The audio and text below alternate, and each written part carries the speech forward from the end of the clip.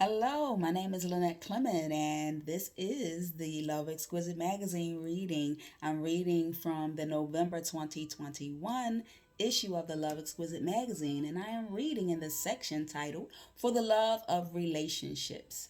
And the article is titled Inspire. Inspire. It's important. We have to inspire one another. So here it goes. In our relationships, there's my country twang. In our relationships, we have to learn how to inspire each other.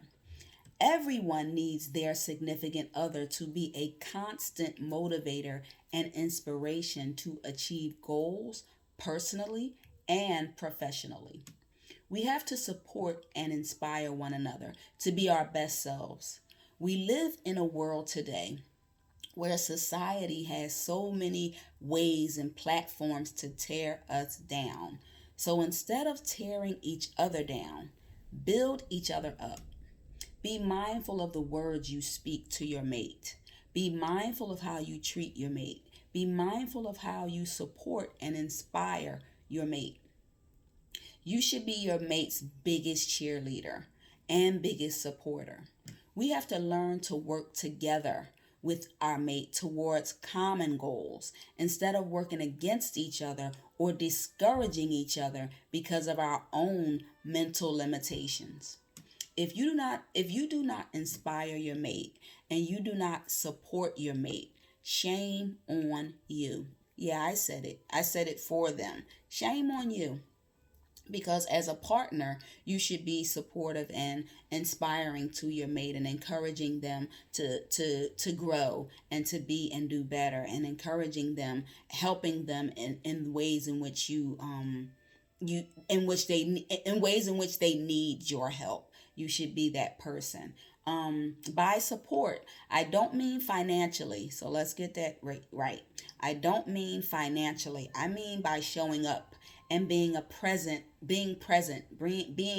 constant presence in your mate's life when they need you, when they need a helping hand to either, if they have business, if they need a helping hand to promote and sell products, you're helping them do that.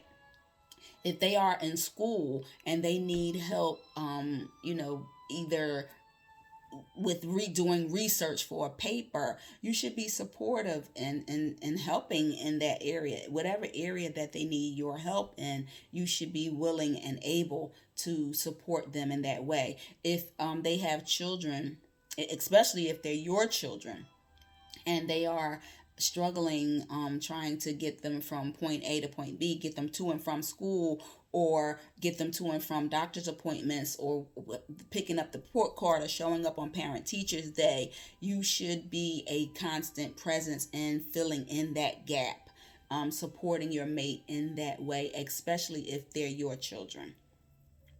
And if even if they're not your children, you should show up. I mean, I don't take the place of that other parent, because that other parent needs to be the responsible party. But if this person is with you and you love them, and there's a deficiency in that area, and you have the ability to fill in the gap, be that person.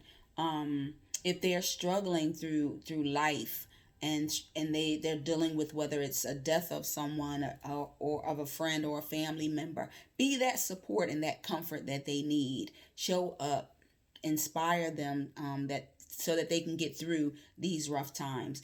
If they have a business need that they need met, and you have resources, or you know someone who does, direct them to that resource, and that helps to inspire them to keep going. So just be there, show up, be a constant present. So you can inspire each other by saying encouraging words to your mate when he or she might have a bad day or a bad experience.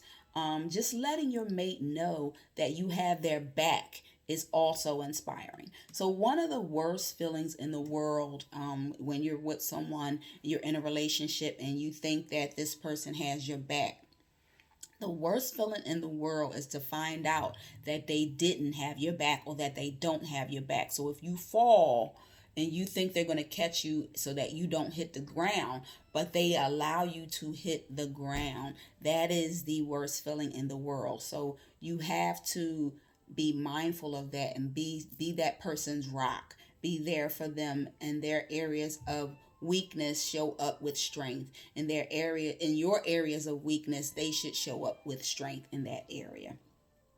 So you can eat if the latter happens. If you fall and your mate is not there to catch you, which is an analogy, but if you get my point. So if the latter happens, if that your mate allows you to fall and hit the ground, what can easily happen in that type of relationship is your mate can then lose trust and confidence in your each other. You can lose trust and confidence in your mate when that happens. So there are several ways that I list in the article that you can inspire your mate. So some of those ways are: be encouraging, but be realistic about goal achievement. Remember that your mate's goals might not be your goals, but they should be a benefit to the relationship. So you should be willing to help them because of that. With words of inspiration, inspire your mate to continue to grow through trials and tribulations of life. Set attainable goals together and work towards them together. Be presently there to support your mate when he or she needs your help. Even if they don't ask for it, if you see that they're struggling, just kind of say, I'm here to support you wherever you need me.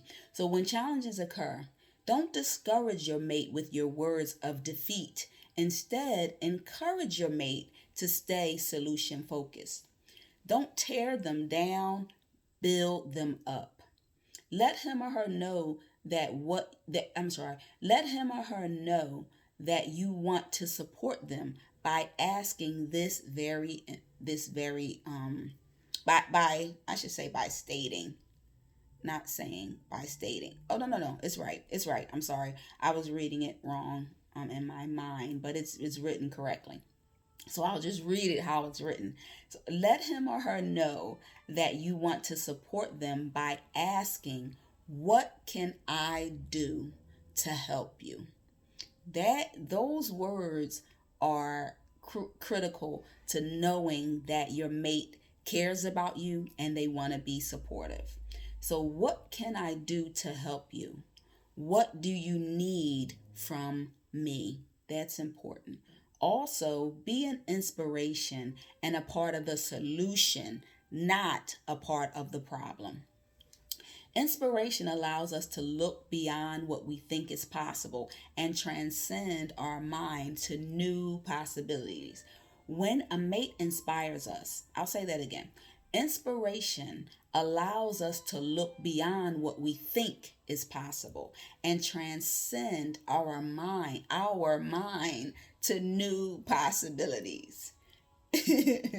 When a mate inspires us, it shows us that our mate loves us, supports us, and cares about our well being. So ask yourself, what do you do to inspire your mate? He or she needs to know that you care about them and that they are important to you and what they do matters to you as well. He or she needs to know that your relationship is not only about what matters to you. Be a part of what makes the relationship work. Don't hesitate to inspire him or her. Although they might not tell you that they need it, trust me, they do. So be inspired and be inspiring. Inspire. That is the article titled Inspire, and it's written in the For the Love of Relationships. So make sure that you are someone who encourages and inspires your mate to grow and continue to be and do better. Wherever you see gaps, kind of ask the question. I keep saying ask the question. Well, it is a question. Ask the question, what can I do to help you? How can I support you in these efforts? It's important to be there. If you see that your mate is falling, be there to catch them so they don't hit the ground. That is extremely important.